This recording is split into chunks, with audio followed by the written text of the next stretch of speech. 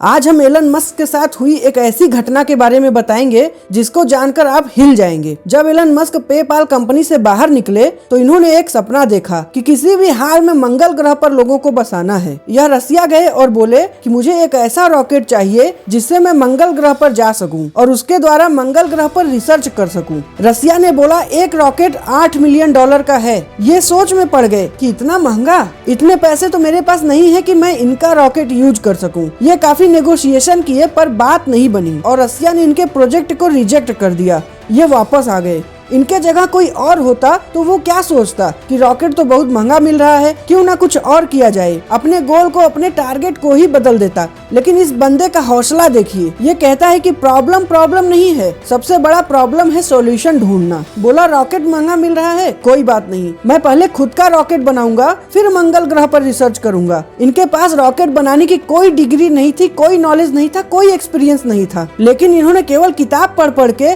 Space x company found किया और rocket बनाना शुरू कर दिया। आप खाली ये सोचिए कि बिना किसी डिग्री के, बिना किसी स्कूली नॉलेज के एक रॉकेट बनाने में कितनी मेहनत लगी होगी। लेकिन कहते हैं ना, मंजिल उनको मिलती है जिनके सपनों में जान होती है। सिर्फ पंखों से कुछ नहीं होता साहब, हौसलों से उड़ान होती है। रॉकेट साइंस को इन्होंने किताबों से, इंटरनेट से, जहां से जानकारी मिली, इन्होंने सीखा। इन्होंने एक बार फिर साबित कर दिया कि यदि इंसान चाह ले कि कुछ करना है तो वो बिना किसी सहायता के अकेले ही कुछ भी कर सकता है। एक अकेला इंसान स्पेस ट्रेवल यानी अंतरिक्ष यात्रा को रीडिजाइन कर देगा, यह किसी को विश्वास नहीं था। इसलिए इनकी मदद करने के लिए कोई आगे नहीं आया। एक्चुअल में बात यह नहीं थी कि रॉकेट को उसके ऑर्बिट में पहुंचाना है। असल में मुद्दा यह था कि लो कॉस्ट में, कम पैसों में रॉकेट को ऑर्बिट में पहुंचाना है और फिर वहां से रॉकेट को वापस भी लाना है ताकि उसी रॉकेट को फिर से रीयूज किया जा सके। इन्होंने जब अपना पहला रॉकेट लॉन्च किया, रॉकेट के इंजन में आग लग गई। फिर जब इन्होंने दोबारा रॉकेट को लॉन्च किया,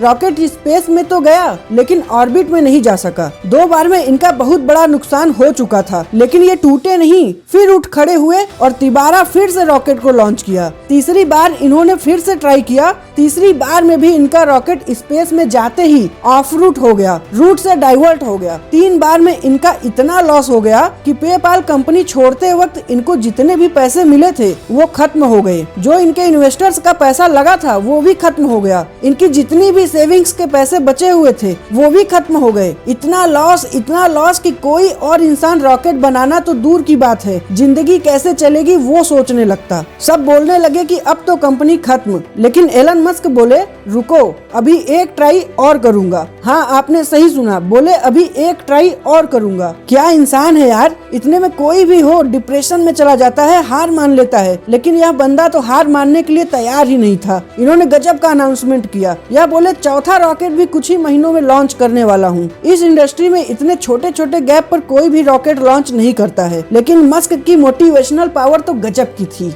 ये अपना घर बार सब कुछ दांव पर लगाने के लिए तैयार थे। अपना घर बेचकर किराए के मकान में शिफ्ट हो गए और सबसे कर्ज लेकर आखिरी बार फिर से ट्राई किया। इस बार ये ना ही सफल हुए बल्कि $1.5 बिलियन का नासा से प्रोजेक्ट भी मिला। इन्होंने दुनिया का पहला रीयूजेबल रॉकेट बना दिया। एक ऐसा रॉकेट बनाया जो सिर्फ स्पेस में जाता ही नहीं था बल्कि स्पेस से होकर अपनी जगह पर वापस भी आ जाता था। इनसे पहले नासा, इसरो किसी ने भी रीयूजेबल रॉकेट नहीं बनाया था। इनसे हम सबको सीखना चाहिए। इतना एनर्जी, इतना डेडिकेशन यदि अपने गोल के लिए होगा तभी आप भी जिंदगी में कुछ उखाड़ पाएंगे। एलन मस्क कहते हैं जिद्दी होना बहुत जरूरी है। आपको तब तक हार नहीं माननी चाहिए जब तक आप हार मानने के लिए मजबूर न हो जाएं। आज के लिए इतना ही, धन्यवाद। मिलते हैं ऐसे ही जबरदस्त मोटिवेशनल वीडियो में।